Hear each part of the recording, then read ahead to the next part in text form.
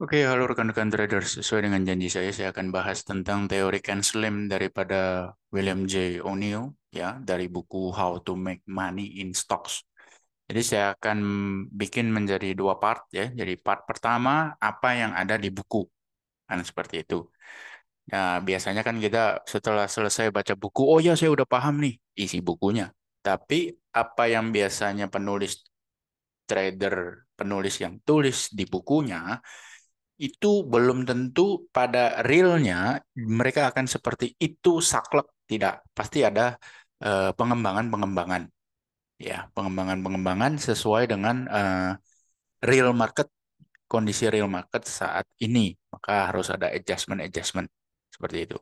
Ya, tapi yang ada di buku How to Make Money in Stocks itu merupakan, bisa dibilang, kitab sucinya para trader yang ada di US sana, bahkan secara internasional pun mereka mengacu pada bukunya William O'Neill seperti itu. Jadi yang pertama, O'Neill itu punya teori yang namanya Ken Slim. Ken Slim itu akronim singkatan dari eh, C ada sendiri, A ada sendiri, seperti itu ya. Jadi a winning system, Ken Slim, introduction, learning from the greatest winner. Jadi belajar dari para saham-saham yang jackpot di masa yang lalu. Seperti itu. Nah, C. Yang pertama adalah C. C itu adalah current quarterly earnings per share. How much is enough? Jadi EPS, earning per share saat ini, atau laba bersih saat ini, berbanding dengan laba bersih di kuartal yang sama tahun kemarin. Jadi misalnya tahun ini, kuartal 1 2023 dibandingkan dengan kuartal 1 2022.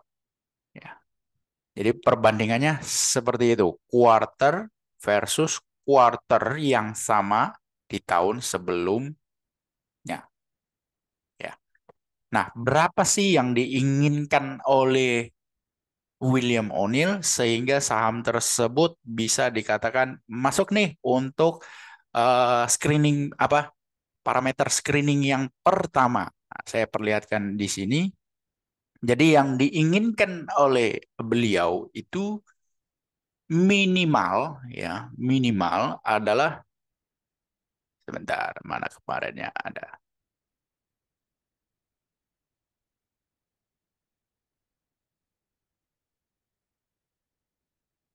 Saya kalau nggak ketemu saya langsung saja. Jadi oke.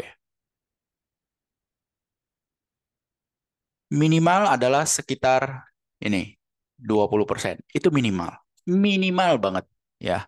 Minimal banget. Sangat sangat sangat sangat minimal.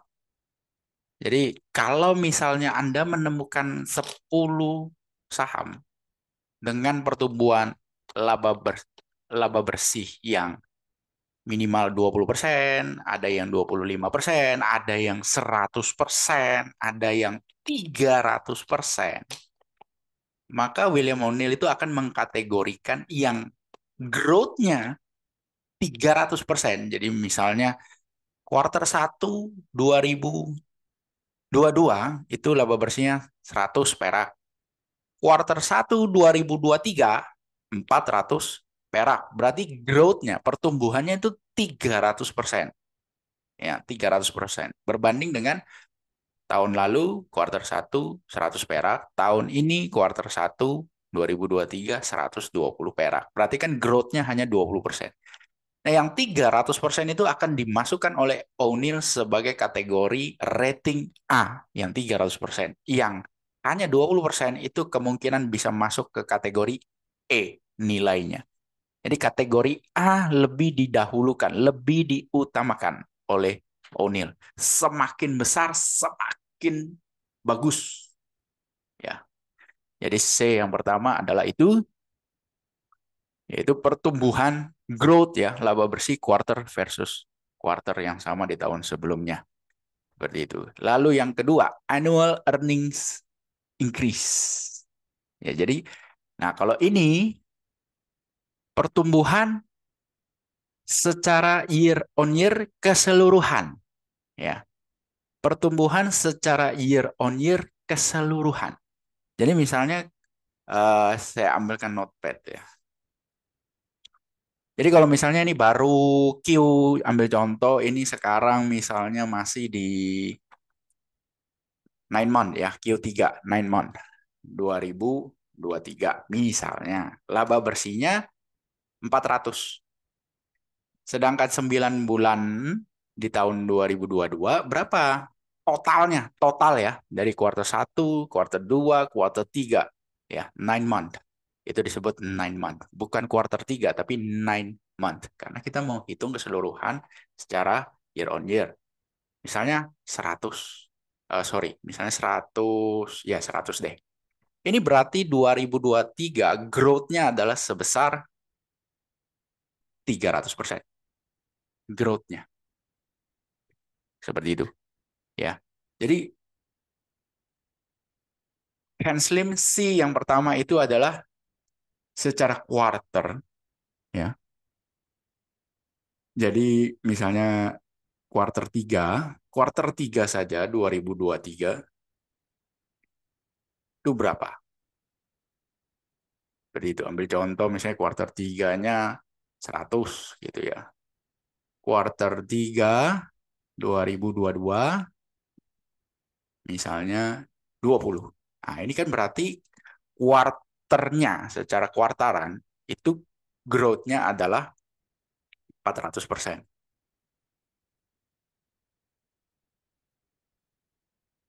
Seperti itu. Ya, jadi emiten ini secara kuartaran, kuarter tiganya growth 400%. Kalau 9 month-nya 300%. Wah gila dah ini. Ini gila dah ini. Ini pasti pecah punya nih. Pasti jackpot punya nih. Nah, akan begitu. Tapi tidak hanya karena ini jackpotnya. Jadi ada lagi. Kita lanjut yang ketiga nih. Jadi yang pertama adalah C untuk current quarter earnings per share. Terus A annual earning increase. Nah, yang ketiga N. N. Ya. Yang ketiga adalah N. New product. Harus ada produk baru. Kalau nggak punya produk baru, apa dong? New management, misalnya ganti CEO, ya kan, ganti beberapa direksi. Dua ini nggak ada, oke. New high. Nah, ini yang penting, new high. Ya. Jadi ambil contoh di market US sekarang. Di market US sekarang ini apa nih new produknya? Kebetulan ada yang terjadi secara massal menyentuh semua emiten, yaitu AI, ya, teknologi AI. Jadi ada Microsoft, ada Google, ada Nvidia, kan seperti itu. Adobe, terus Meta juga akan main ke AI. Jadi ada new produk, ya, ada new produk. Kalau new produk nggak ada, new management nggak ada, dia bikin new high nggak? New high ini maksudnya bukan membentuk harga tertinggi dalam 1 bulan terakhir, tidak, minimal 1 year high. Jadi apakah harga sekarang itu menembus harga tertinggi 1 tahun terakhir? Jika jawabannya ya, maka masuk ya checklist kategori ketiga nih, yaitu new high kah, new management kah, new new produk kah, salah satunya itu ya. Jadi LK-nya harus bagus ya, C dan A, kemudian ada new high nggak. Jadi alangkah konyolnya kalau dia bertanya, ambil contoh misalnya di saham Goto. Ya, oke, Goto. Goto, LK berantakan.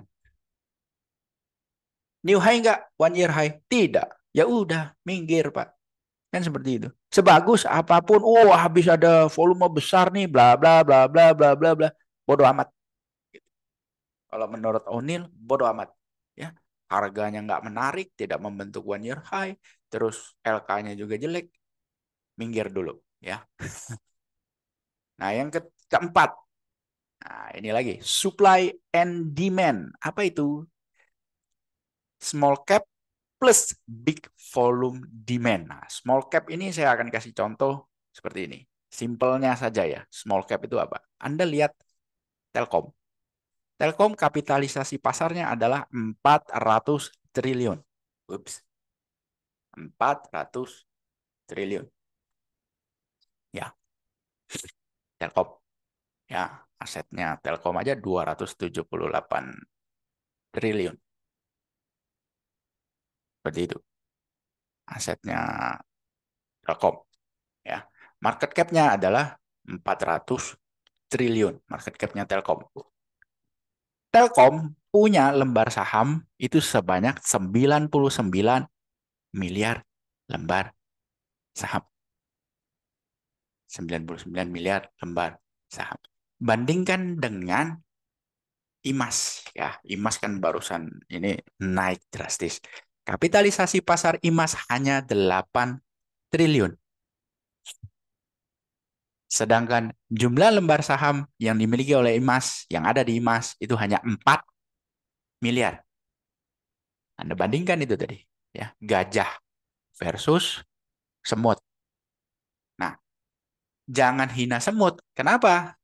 Karena semut bisa terlontar seperti roket ini. Tos gitu ya. Sedangkan si gajah, ya mohon maaf ya.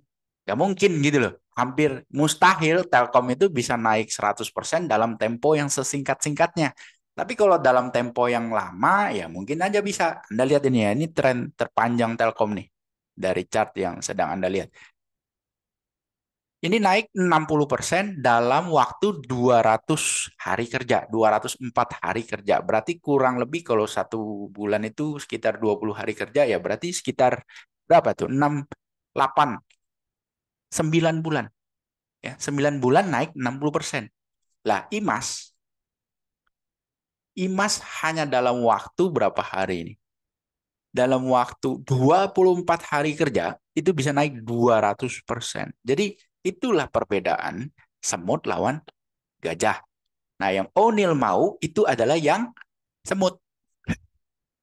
Ya, semut. Small capitalization. Plus big volume demand. Nah, waktu IMAS breakout, big volume nggak? Nah, di sini dia breakout. Sekarang saya zoom. Waktu IMAS breakout, volumenya besar atau tidak? Anda bisa lihat di sini. Nah, jadi biasanya IMAS itu volumenya seperti ini ya. Rata-rata hanya berapa nih per lembar per harinya? Hanya 2 miliar, 2,9 miliar, sorry. Ini 2.900.000 lembar saham ya. Rata-rata per hari. Pada saat terjadinya breakout ya, Anda bisa lihat nih. Dos. Sorry.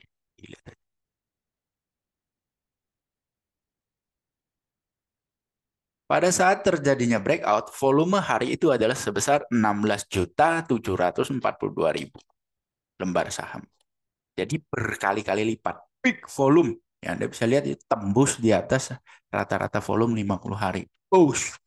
Big volume, big demand. Ya, big volume demand. Jadi harus terpenuhi semua kriteria ini. Cuma itu saja. Oh tidak. Nah, ini yang terpenting. L ya, yang kelima L. Kita lihat yang kelima, apa itu yang kelima? Nah, ini saham yang kita incar itu, misalnya dia sudah terpenuhi kriteria 1, 2, dan 3 misalnya. Jadi LK kuarternya bagus, LK year-nya bagus ya. Kemudian small cap gitu kan, kapitalisasinya kecil ya kan. Nah, yang berikutnya adalah kalau yang big volume itu kan itu ketika terjadinya breakout. Oke. Nah, yang kelima ini leader saham yang kita incar ini dalam kondisi dia termasuk kategori saham-saham yang menjadi leader di market saat itu atau yang lelet. Ambil contoh Goto. Pada saat yang sama, Goto ini apakah termasuk saham yang lagi hot pada saat itu? Apakah saham yang uptrend saat itu? Jawabannya tidak, karena di bawah EMA 200. Bandingkan dengan IMAS. IMAS apakah uptrend sebelum terjadinya breakout? Nah, misalnya uptrend jelas, ya jelas. EMA 20 di atas 50 di atas 200 kan, simpelnya seperti itu. Jelas terlihat di sini uptrend. Jadi bisa sepintas saja Anda udah bisa tahu yang mana leader, yang mana leleters, keong. Ya kan, yang keong adalah Goto, yang leader adalah IMAS. Oleh William O'Neill dibuat suatu kategori yang supaya tidak Anda menduga-duga, yaitu dia punya yang namanya relative price strength. Ya, dia punya yang namanya relative price strength. RS rating, ibaratnya seperti itu. Awalnya mungkin kalau Anda cuma membaca gini, oh ini RSI nih, Relative Strength Index. Saya dulu juga berpikir begitu. Oh ini Relative Strength Index. Ternyata salah. Bukan. Karena ada angka 70-nya kan, seperti itu. Jadi maksudnya William O'Neill, kalau relative strength-nya di bawah 70 itu lelet. Relative strength-nya di atas 70 itu kuat. Leader. Nah, jadi makanya saya langsung berpikir, oh ini relative strength index nih. Ternyata salah. Bukan. Jadi dia membuat suatu parameter khusus yang mengcompare 10.000 emiten yang ada di market US, dibuatlah rating sama dia, ya. Jadi ibaratnya ada rating 1 sampai 100. Kalau emiten tersebut masuk rating 90 ke atas, itu kuat secara tren. Secara tren kuat. Di manakah kita bisa menemukan indikator ini? Indikatornya William O'Neill, yaitu Relative Strength Index, RS rating, sorry. Namanya RS rating. Di manakah kita bisa mendapatkannya? Jawabannya tidak ada dimanapun. Hanya dimiliki oleh William O'Neill. Kalau Anda mau lihat, Anda mau tahu, maka Anda harus langganan Market Smith. Ini Market Smith ini adalah tools charting yang dimiliki oleh William O'Neill lewat IBD Investor. Websitenya nih, theinvestors.com. Ini punya William O'Neill nih. Nah, salah satu produknya yaitu Market Smith. Anda bisa lihat di sini untuk subscribe-nya, langganannya. 1 bulan itu $29. Hanya untuk pertama kali subscribe Anda bisa dapat harga segini. Untuk berikutnya, kalau Anda mau tetap dapat bulanan, mau langganan bulanan, harga per bulannya $149 per bulan. Kalau Anda mau hemat, ya tahunan. 1 tahunnya langsung 1.499, $1.500. Berarti kalau dikurskan ke rupiah ya sekitar, kalau kurs 15.000 ya 22.500.000 per tahun. Nah, relative strength-nya itu bentuknya seperti ini. Garis yang warna biru kalau Anda lihat. Ya, kalau Anda lihat video lama saya pernah memperlihatkan market smith saya. Seperti itu, ini garis yang warna biru. Sekarang saya tidak bisa memperlihatkannya karena saya sudah tidak subscribe. Kenapa? Karena saya sudah menemukan satu metode yang secara gratis saya bisa pakai, saya bisa kalkulasi, saya bisa pakai, dan juga bisa digunakan di AMI Broker, yang mana ternyata hasilnya sama dengan relative strength RS rating milik William O'Neill. Saya secara tidak sengaja menemukannya seperti itu. Jadi maka saya sudah tidak langganan Market Smith. Karena yang saya perlukan hanya RS rating. Ini saja yang dimanapun kita tidak bisa temukan. Kalau laporan keuangan dimanapun kita bisa dapat. Tapi kalau RS rating tidak bisa. Karena Anda untuk di market US 10.000 emiten itu yang LK-nya bagus mungkin ada sekitar 100 sampai 200. Nah, dari 100 sampai 200 ini pusing kan Anda tentukan yang mana yang memenuhi kriteria RS rating kalau Anda tidak langganan Market Smith. Nah, itulah kenapa saya langganan dulu. Salah satu alasan kenapa saya langganan. Kedua, daripada susah-susah ngitung, Market Smith juga ada nih di bawah nih Anda bisa lihat ya, EPS plus berapa. Ini saya zoom. Ya, saya zoom dulu. Tak. Oke. Di bagian bawah nih, Anda bisa lihat, sorry, mana tadi? Loh, kalau di zoom hilang chartnya ya. Sebentar. Oke, segini aja coba. Nah, di bagian bawah, EPS plus berapa persen. Jadi artinya kita nggak usah lagi capek-capek ngitung gitu ya. Earning per share kuartal sekarang ini berbanding kuartal sebelumnya, di tahun sebelumnya, itu naik berapa persen, itu sudah ada ditampilkan di sini. Jadi LK, faktor yang ada di laporan keuangan, dan faktor yang ada di chart di-combine, dijadikan satu tampilan. Jadi Anda nggak usah repot-repot lagi. Anda di sini pun di sebelah kiri bawah nih Anda bisa lihat. Misalnya tahun Desember 2022 nih. Pada kuartal itu IPS-nya berapa, naik berapa persen berbanding kuartal yang sama tahun sebelumnya. Kan begitu. Bisa kelihatan. September 2022 berapa? Juni berapa? Maret berapa? Desember 2021 berapa? Ini ada semua nih. Ya.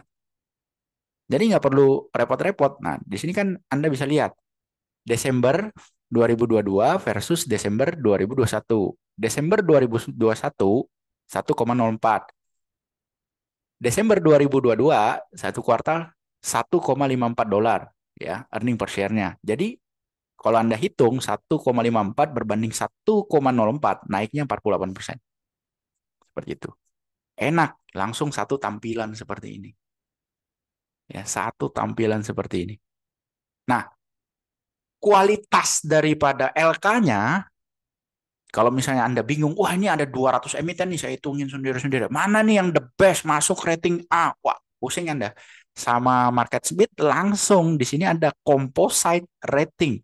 Jadi rating emiten ini, ya, rating emiten ini secara LK, composite rating, secara LK dia masuk peringkat, bukan peringkat, ratingnya 97. Paling bagus itu 99. Dia masuk di 97. Paling jelek itu 1. Paling bagus 99. Dia 97. Jadi secara LK, emiten ini maknyus. Karena ratingnya 97. Nah, enak. Seperti itu. Ya. Oh, enak banget. Terus di sini juga dikasih lihat. Satu sektor yang sama, emiten apa aja. Oh, ini ada nih. Wah, dikasih lihat seperti itu. Jadi dalam satu tampilan, faktor-faktor penting LK itu ada. Faktor-faktor penting chart itu juga ada. Dijadiin satu. Ya itulah harganya. Tapi ya karena saya udah bisa menemukan RS rating sendiri, saya udah bisa kalkulasi sendiri, maka saya udah nggak subscribe di MarketSmith. Karena harganya, oh bagi saya sih mahal ya. Buat apa? Saya udah bisa menemukan, sudah tahu caranya yang gratisan itu seperti apa. Oke. Nah, jadi itulah RS rating ya. Jadi bukan relative strength index RSI yang biasa kita pakai di chart itu bukan. Bukan itu, tapi O'Neill membuat sendiri. Untungnya saya juga udah bisa. Karena sebelum saya berhenti berlangganan, saya compare terus tiap hari.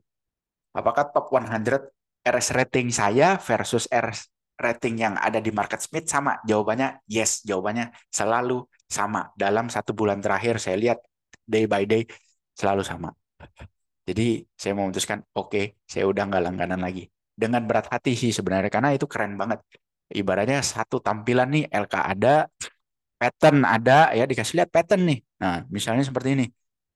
Ada garis birunya kan, dikasih lihat nih, ada pattern, di mana patternnya ini apa? Cup and handle, dikasih lihat. Jadi kita udah nggak usah pusing gitu loh. Artinya hal-hal penting yang ada di LK ada, hal-hal penting yang ada di chart ada dalam satu tampilan seperti ini. Asik benar, saving time sebenarnya, menghemat banyak waktu seperti itu. Cuma ya saya udah bisa menemukan cara-caranya, ya udah saya nggak subscribe. Maybe one day, someday saya akan langganan lagi, tapi nggak tahu kapan. Yang jelas kalau untuk sekarang nggak. Oke, itu yang kelima. Lalu berikutnya yang menurut saya yang terpenting adalah yang kelima justru. Bukan yang satu, dua, tiga itu bukan. Yang penting itu yang kelima sebenarnya. Kalau menurut saya. Menurut Mark Minervini pun sama. Yang terpenting adalah RS ratingnya. Sama. Ya. Oke, lalu yang berikutnya. Institutional sponsorship. A little goes a long way. Nah, jadi kalau coba ya, semoga di sini tadi ada. Oke. Ya, Anda lihat kotak di sini. Saya kasih tanda dulu.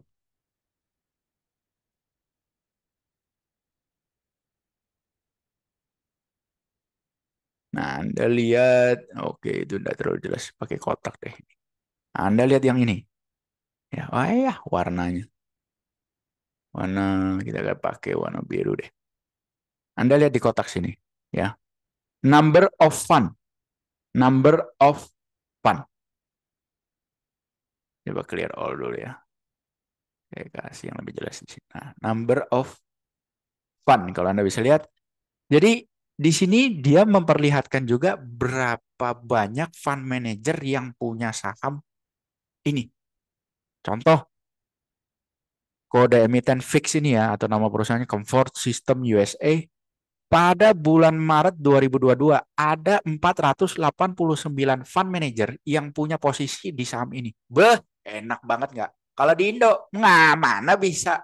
Di Indo itu dibilang sistem keterbukaan informasi, saya juga bingung di mana yang kelihatan itu hanya yang punya saham di atas 5% baru namanya muncul. Kalau kurang dari 5% namanya nggak muncul. Kalau di US mau berapa persen pun namanya fund manager harus muncul. Itu baru keterbukaan informasi.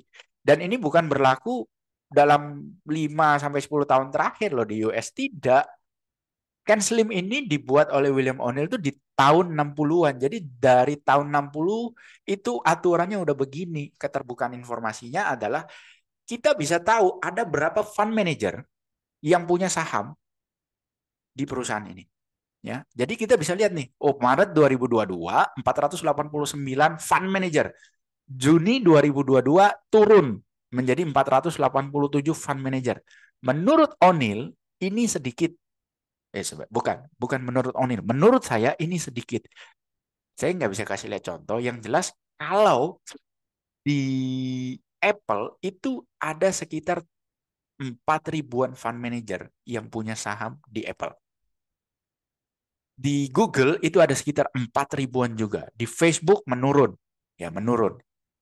Drastis turunnya. Hanya sekitar sekarang kalau nggak salah sisa 1.000-an terakhir saya langganan itu ya. Dari 3 ribuan. Jadi kita bisa tahu nih, berapa banyak sih big player yang ada di emiten tersebut. Nah, yang O'Neill mau adalah tidak banyak. Ya, jadi partisipannya itu tidak banyak. O'Neill maunya begitu, ya. Which belum hilang. Clear on. O'Neill maunya adalah partisipannya tidak banyak. A little goes a long way. Ya, jadi kalau bisa belum banyak atau tidak banyak. Jadi pada saat breakout volume gede, nah itu mulai masuk gitu para fund manager karena FA-nya bagus, TA-nya bagus begitu kan. Pada masuk tuh fund manager. Barulah bertambah banyak jumlah fund manager yang punya saham tersebut. Itulah yang mendrive demand harga saham bisa naik. Jadi logikanya seperti itu. Sama seperti di IMAS. IMAS kenapa bisa naik? Ya karena demand-nya ada, demand-nya muncul. Dari mana kelihatan? Dari volume, Pak. Yang tadinya sepi-sepi aja, Anda bandingkan ketika hijau berhari-hari begini, Anda lihat volumenya besar terus. Ya, itu rangkaian rangkaian yang harus dimiliki. Lalu M ya, yang ketujuh yang terakhir, market direction, how to determine it. Jadi Anda juga meskipun Anda sudah menemukan saham yang LK-nya bagus, trennya bagus, ratingnya tinggi, semua ratingnya tinggi, tapi kalau marketnya saat itu tidak memungkinkan untuk Anda hit, Anda buy dengan porsi pembelian normalnya Anda, jangan dipaksakan. Karena ujung-ujungnya kembali ke market. Kalau marketnya dalam situasi tidak baik, saham sebagus apapun sulit untuk naik. Menurut O'Neill seperti itu. Dan saya lihat saya kan trading di market US sejak 2021 hingga sekarang. 2021 akhir itu sakit, 2022 sakitnya minta ampun, ya kan? Memang benar. Sebagus apapun fundamental perusahaan itu, sebagus apapun teknikalnya, sebagus apapun RS ratingnya pada saat itu, ketika breakout terjadi, kalau marketnya jelek, ketika breakout terjadi, itu akan besar kemungkinan false breakout. Besar kemungkinan terjadinya false breakout. Jadi inilah semua 7 faktor ini yang harus dipahami, yang Anda harus paham tentang Ken Slim. Anda paham ini semua, ya. maka saya bisa jamin kualitas trading Anda, return-nya, hasilnya akan better daripada sekarang. Akan jauh lebih baik daripada sekarang. Karena Anda menguasai Ken Slim. Mark Minervini menguasai Ken Slim. David Ryan menguasai Ken Slim. Mereka berdua masuk dalam Market Wizard buku Market Wizard di mana ada seorang apa ibaratnya eh, penulis yang hanya melakukan interview kepada top-top trader yang memang sudah terbukti mereka the best of the best. Seperti itu. Seperti Bruce Kovner, ya, rajanya Forex, terus Mark Minervini tadi, David Ryan sebagai juara beberapa kali, dan di bukunya O'Neill ini pun untuk edisi yang terbaru, ini kalau nggak saya nggak tahu nih edisi yang keberapa, yang jelas ada disebut nama David Ryan juga, karena David Ryan merupakan murid, bukan murid sebenarnya, dia ikut bekerja di IBD Investor, sempat ikut bekerja di IBD Investor cukup lama juga, dan dia menyerap semua ilmunya William O'Neill. Kalau Mark Minervini hanya ikut seminarnya William O'Neill. Cuma Mark Minervini itu jenius. Jadi meskipun hanya ikut seminar 1-2 kali, tapi dia bisa menyerap esensinya. Apakah mereka sampai sekarang masih menggunakan Ken Slim secara baku, tanpa ada adjusting, tanpa ada penyesuaian? Jawabannya mereka masih menggunakan Ken Slim, tapi sudah disesuaikan dengan apa yang mereka pahami, dengan apa yang mereka lihat, dengan apa yang data backtest mereka sampaikan.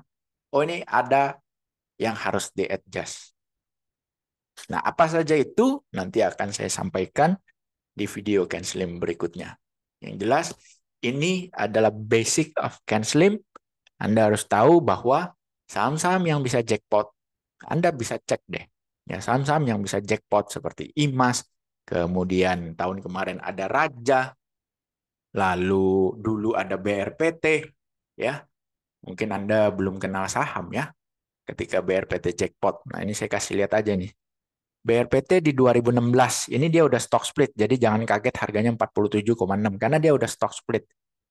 Anda bayangkan dari harga 47 naik sampai 1.500, berapa kali lipat itu? Ya, berapa kali lipat itu? Ini berapa persen ini? Kalau dari sini sampai atas, Edian, ya, 2.794% BRPT. Kemudian ada lagi Cepin. Cepin ini juga udah stock split ya. Cepin itu saya ingat banget nih ya. Saya nggak dapat, jadi saya ambil saudaranya yaitu Java. Satu sektor yang sama. Cepin itu naik 3.000% lebih dalam tempo berapa nih? 1, 2, 3, 4 tahun. Ya, 3.000%. Jadi kalau 3.000% itu sama dengan Anda punya uang 100, jadi 3.000. Uang 100 Anda menjadi 3.000. 1 juta menjadi 30 juta. Ya, udah cepin. Kemudian Java juga. Java ini ya dari naik berapa persen nih sampai top di sini 1.968% naik. Tapi kenapa naiknya kalah jauh daripada Cepin si Java? Yes, karena secara LK pun lebih bagus di Cepin daripada Java. Jadi apa yang dikatakan William O'Neill mengenai earning per share, apa laba bersih kuartalan Q to Q, ya, harus bagus. Year on year harus bagus. Itu terbukti dan harus uptrend. Yes, sebelum mereka jackpot, ini chart secara mingguan ya, kondisinya pasti uptrend. Anda lihat di sini. Sebelum breakout, uptrend nggak? Uptrend. Ini kan chart weekly ya. Uptrend. Kepin. Sudah uptrend nggak sebelum rally kencang? Sudah nih. Secara weekly ya. Sudah uptrend. Terus ibaratnya kalau Anda takut ditinggal, itu naik. Terus nanti ada konsol lagi. Nah, itu ada konsolidasi. Jadi nggak usah takut ditinggal. Masih ada kloter-kloter berikutnya. Tuh. Ya, jadi apa yang disampaikan O'Neill bertahun-tahun yang lalu, bukunya dia buat, sampai sekarang itu masih sangat relevan. Kemudian, Java dan Cepin pada saat itu kalau masih kelihatan ya, semoga masih kelihatan nih di sini. Oh, kayaknya nggak kelihatan. Oh, nggak kelihatan. Terlalu jauh. Terlalu jauh. Saya harus buka Stockbit ya. Pada saat itu, sebelum stock split, Java dan Cepin, jumlah lembar sahamnya tidak banyak. Java pun sampai sekarang kayaknya juga nggak banyak. Oh, 11. Berarti dulunya itu mungkin hanya dia stock split 1:2 kalau nggak salah. Berarti dulunya itu jumlah lembar saham hanya sekitar 5 miliar. Ya, 5 miliar. Itu mirip-mirip dengan IMAS. IMAS 4 miliar. Ya, terus tahun kemarin Raja cuma 4,2 miliar. Kecil-kecil. Ya, kalau Cepin tuh stock split 1:10. Ya, ketika harganya menyentuh ke 20.000 Cepin. Jadi kalau 1:10 berarti sebelum stock split itu jumlah lembar sahamnya hanya 1,6 miliar lembar saham. Edan. Ya, 1:10, 1,6 miliar lembar saham. Terus ada lagi Tekim dan INKP. Anda bisa lihat, Tekim jumlah lembar saham hanya 3 miliar lembar saham. INKP hanya 5,5. That's why mereka ketika LK-nya bagus, ya, Tekim dan INKP, mereka bisa naik gila-gilaan seperti ini. Boom! Ya, di tahun 2017 sampai 2018 Tekim, INKP. Boom! Ya, karena jumlah lembar sahamnya itu tidak banyak. Nah, sini. Naik berapa nih? 1.400% lebih hanya dalam tempo 68 minggu. Berarti 1 tahun, sekitar 1 tahun 1/4 lah ya. Demikian juga si Yani Takim. Ya. Mereka memenuhi semua kriteria Ken Slim. Ya.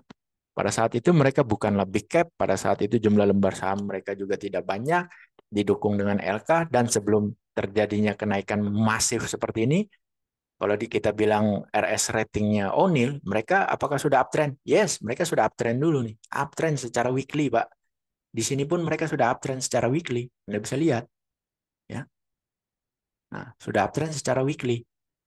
INKP. Ini weekly chart loh, bukan daily chart, bos.